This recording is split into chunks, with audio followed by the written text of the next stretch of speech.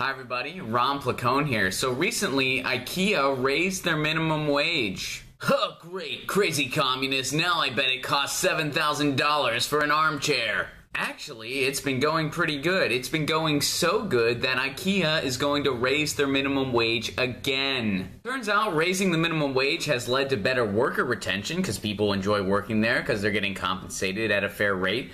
So they're spending less time training people and stuff like that, which leads to higher productivity. Also, it's leading to more specialized workers, people that are even more knowledgeable in the field and on the products, which in turn increases revenue. Which makes perfect sense. If you're at a hardware store, you want someone that's going to be an expert in hardware. If you're at a paint store, you want someone that's going to be an expert in paint. If you're at a sex fetish store, you want someone that's an expert at keeping a secret. Now, one of the things that's interesting to me, IKEA is determining their wages based off the MIT cost of living calculator all throughout the country. So the wages in some cities are a little different than others. Either way, we've reached a point of total crisis. I mean, CEO pay is on average over 300 times more than the average worker. Just a side note, this is not the type of free market capitalism people like Adam Smith were writing about in Wealth of Nations. When they were writing under the assumption that, first of all, CEO versus worker pay was nowhere near as big of a gap as it is now, and also that all workers were compensated very fairly and received a very reasonable living wage that they could live on comfortably. I mean, if that book came out today, it would be considered center-left, and Fox News would pan it right away because it's over 500 pages and doesn't have any pictures. But I digress. So even though idealistically I'd love to see a huge spike at the federal level, incorporating something like the MIT Cost of Living Index and factoring it in, which factors in rent,